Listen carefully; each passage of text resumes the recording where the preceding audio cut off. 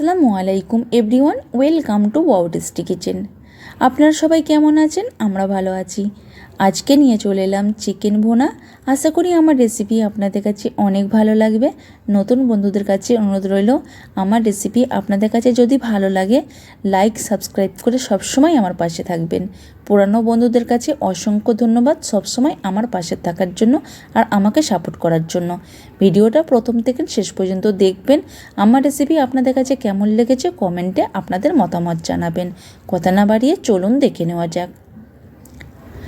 প্রথমে চুলোয় আমি একটা কড়া বসিয়ে দিলাম আর এই কড়ার মধ্যে দিয়ে দেবো সয়াবিন তেল। আমি 150 গ্রাম দিয়ে দিলাম। আর তেলটা গরম হয়ে এলে তখন দিয়ে দেবো 150 গ্রাম পেঁয়াজ কুচি,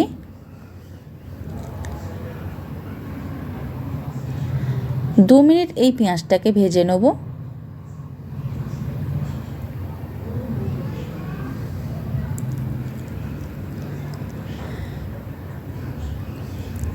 এরপরে দিয়ে দেবো 500 চিকেন। আমি হাড় চর্বি সহ 500 চিকেন নিয়েছি, সব চিকেনটাই দিয়ে দেবো। এরপরে 2 মিনিট এই চিকেনটাকে কষে নেব।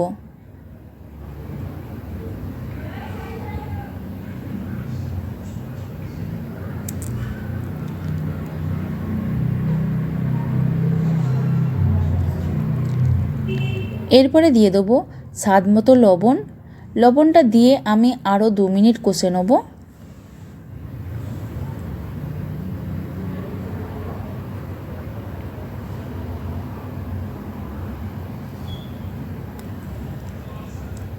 এরপরে দিয়ে দেবো হাফ চা চামচের কম হলুদ গুঁড়ো, হাফ চা চামচ লঙ্কা গুঁড়ো, হাফ চা চামচ জিরে গুঁড়ো, হাফ চা চামচের কম গোলমরিচ গুঁড়ো, 1 চা চামচ ধনে গুঁড়ো, একটা তেজপাতা মধ্যিখান থেকে ছিঁড়ে দিয়ে দেবো।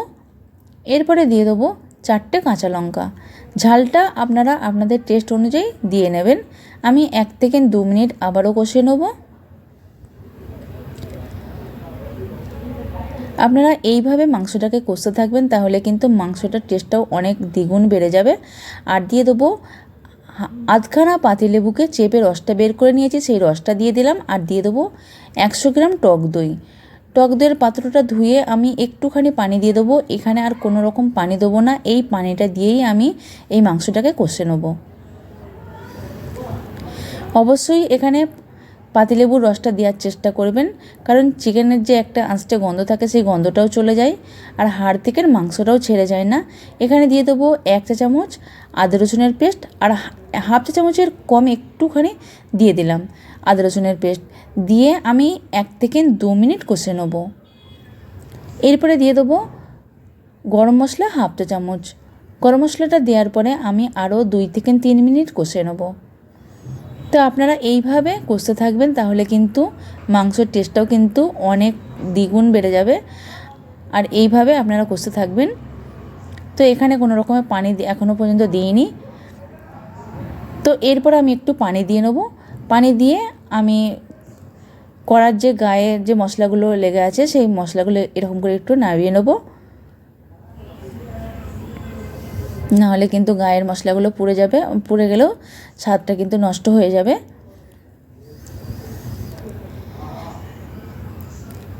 এরপরে আমি 3 মিনিট চাপা দিয়ে রাখবো। গ্যাসের ফ্লেমটাকে মিডিয়ামে রেখে দেবো। 3 মিনিট পর ফিরে এলাম। এরপর আমি আরও 2 থেকে 3 মিনিট কষে নেব।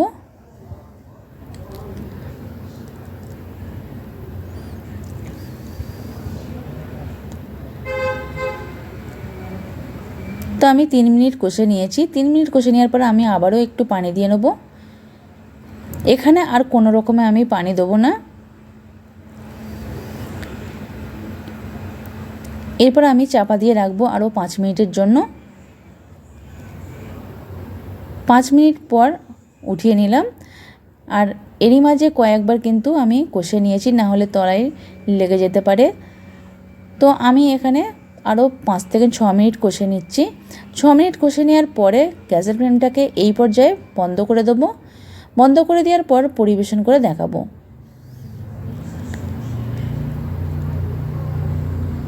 পরিবেশনের জন্য চলে এলাম। আর খুব সহজে এই চিকেনটাকে চিকেন ভুনাটা তৈরি করে নেওয়া যায় বা বানিয়ে নেওয়া যায়। তো আমার এই রেসিপিটি আপনারা দেখে খুব সহজেও তৈরি করে নিতে পারবেন আর খুবই সোজা। তো আমার রেসিপি আপনাদের কাছে কেমন লেগেছে কমেন্টে অবশ্যই জানাবেন।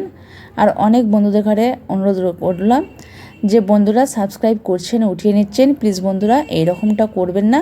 সবাই একজন আর একজনকে সাপোর্ট করে এগিয়ে যাবেন। আর আমিও সবসময় চেষ্টা করব আপনাদের পাশে থাকার জন্য, সাপোর্ট করার জন্য।